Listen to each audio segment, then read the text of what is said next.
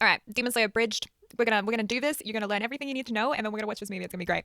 All right, we start with our homeboy Tanjiro, who's just living ordinary life with an ordinary family. When suddenly the Fire Nation attacked. Oh my god, emotional damage, whole family wiped out. But at least his sister's alive, right? She's a demon. Luckily, this random dude is just like walking through the forest and sees it, and he's like, yeah, okay, I'm gonna battle her to the death in order to save his like little kid Tanjiro. Except, never mind, the demon's actually protecting her brother. So he instead decides to spare her and give Tanjiro some advice. Remember this guy will be important later on, but his name definitely will not come up again. Basically, he's then like, hey, see ya, go see this demon guy in the mountains. And Tanjiro finds him, except the guy becomes like his Yoda teacher. Basically, if Yoda told Lucky Poo to like commit a murder-suicide if his sister ever ate another human, that would be this guy. Tanjiro's kind of like an idiot though, so Master Yoda McGee has to teach him about like demons and the fact that there's a demon corp that fight them. Tanjiro's pretty stoked about that, so then we skip through a year of training, during which he learns how to breathe like really good, so good that his sword can do water moves.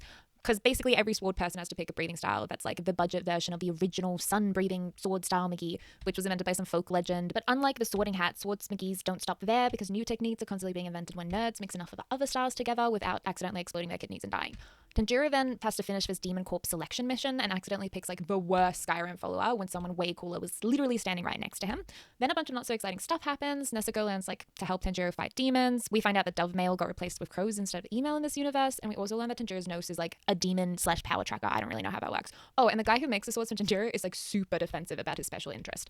So we got Tanjiro, who's such a cinnamon roll, but even demons open up about their trauma after he's defeated them. And then we've got his demon sister Nezuko, who refuses to eat humans, and she's like the only demon that does that, and sleeps in a box, which is kind of like she's basically IKEA flat pack furniture during the day. And they are now later both joined by this lightning breathing fighter, Screaming McGee, who would be all of us in his universe because he's practically terrified every waking moment. But if you give him a nap, he can basically take on the world or whatever the demons throw at him, but he just won't remember it. Then we've got this animal breathing style guy who grew up in the mountains, wants to fight God, and wears a boar head to hide like how cute he is. They're all demon slayers too, so there's a bunch of different ranks you can have for demon slayers, but basically the only ones that matter are like the top dogs. So the only word you have to remember is Hashira. And the quickest and most relevant way to like join this group of Hashira is to slay one of the 12 Kizuku. And the 12 Kakawuria are like the right-hand man of Demon King McGee, who straight up created all demons and crushed like all of Tanjiro's family at the same time. He gives all of these 12 Kukuyaras his blood and powers, so they're basically under his control and command at all times. Oh, by the way, demons are not all bad. There is this one demon that I always forget the name of. She's basically trying to find a cure for demons, and therefore Tanjiro's like, hey, you can save my sister, that's pretty cool. Coincidentally, Tanjiro and Ko are actually forced to face one of these 12 Kukuyaras super demons, and in that time we do learn 3 new things. First of all, when Tanjiro was a kid, he watched his dad do all of these like dance moves, and his dad passed on those dance moves to him alongside this really cool sick pair of earrings. And Tanjiro finds out that if he kind of breathes in a similar way that his dad did when he was dancing or whatever, he can now do cool water and fire sword stuff. So that was pretty sick. Also, Nezuko has some weird demon blood magic. And thirdly, they could not defeat this demon. They almost die. Luckily, they're saved by that guy from earlier. You remember him? So he is water breathing Hashira style or whatever, and he's joined by another Hashira whose fighting style is basically like if Butterfree was a poison type Pokemon. Tanjiro and Nezuko get saved, but it's only so that the Hashira can go and vote whether they're going to slaughter them themselves because Nezuko's a demon. But luckily, Tanjiro's head is made of steel or something, so he just headbutts them into submission, and budget Butterfree Pokemon McGee lets them crash at her place to recover. Evil Dr. Demon deduplicated. He's not happy about the defeat, so he unconventionally happily ever afters like half of his 12 super strong demons. And then honestly, I would pause here and watch Mugen Train arc if you have time, because this arc crushed my soul, and I think that it's better to suffer with me than get the spoilers from me, but that's just my opinion. And you know, if you just want to watch the summary, that's okay too. So basically, remember the guy who voted to execute Nezuko earlier? Yeah, so Tanjiro and company go on this train trip with him, and he becomes like our new adopted father figure. Except this train is like Thomas the Tank Engine from hell, because there's a demon on board that puts everyone to sleep, except for Tanjiro. Well, Tanjiro was asleep, but he stabs himself awake, because obviously he does. That's the most genius move ever. And the demon's defeated, and the day is saved. Or is it? Is it? No, never mind. One of the 12 demons is here, and you might think he's hot, but he won't be in a second. And cue the most epic anime fight in all of history. It was so good, and like the Fire McGee guy is just fucking crushing it, and then he gets crushed, and he dies. Okay? It's the saddest death ever. I cried. Everyone cried. I'm still not over it. Like, I'm genuinely not okay. I'm really, really not okay. And they try to get us to forget the pain with this new daddy who's like the sound Hashira with abs and Riz and a catchphrase McGee or whatever. But the thing is, he's not.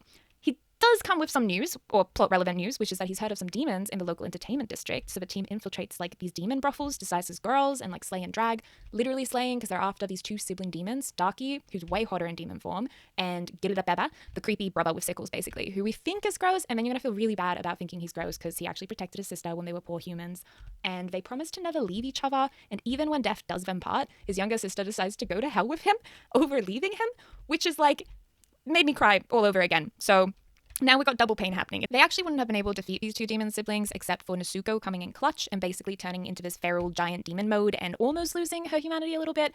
Don't ask me why she looks like this, we're gonna move on. After all that fighting, Tanjiro goes to get a new sword, and now it's Hashira time again, and we're gonna emotionally bond with Misty McGee over here, who's basically a rude prodigy, he's got amnesia, very rude, apathetic, whatever, and the love Hashira, who's the opposite. She's like really cute, romantic, and will probably kill you. Back at the Demon King castle, no literally, they have a castle that's like an infinity castle. This man's a bit of a guy, like the demon lord or whatever, sends two demons to attack. The split personality demon, who's like the Hydra growing back new heads in the form of more powerful clones, and the not quite as hot snake vase one, whose ego gets bruised by his demon Misty. Also, remember this guy that I said would become relevant again? He ends up bringing a gun to a demon fight, which is also pretty cool. And if he consumes the flesh of a demon, he gets their abilities for a little bit, which is also pretty cool. He also has very severe like older brother issues, and that's basically all I remember about him. Almost defeated, Misty Poo does remember the memories that motivated him to train so hard, unlock some cool backstory trauma, and a personality, and a mysterious temporary tattoo that grants him special moves just for that fight. Oh, sick, the Love Hashira got a temporary tattoo too. Very cool. Then basically Nezuko does unfortunately die, but it's also that Tanjiro can finish the fight and helps him basically finally level up to that tattoo mode as well. Just kidding, Nezuko is alive and now can walk in the sun and talk, which is, you know, going to make this guy go nuts, because he's like, this is what I wanted all along, I'm going to be immortal now. And then cut to Hashira boot camp. All the Hashira train the worthless Sword Corp scum to not be as terrible because they want to take over this demon dude. These siblings almost kill each other during it, and surprise, Demon King McGee has just discovered the home of a Demon Slayer leader person, except surprise again, it was all a plot, except surprise, surprise, our Demon King activates his trap card, which teleports all of his main characters in Hashira into his Infinity Castle, and that brings us to the movie we're about to see, Demon Slayer Infinity Castle. Are they going to defeat Demon King McGee? How is it going to end? Is everyone going to die, just like Fire Guy Hashira Daddy that I totally wanted to be my dad, but also kind of want to we'll find out. I'm excited. Yeah, thanks for coming to my TED Talk.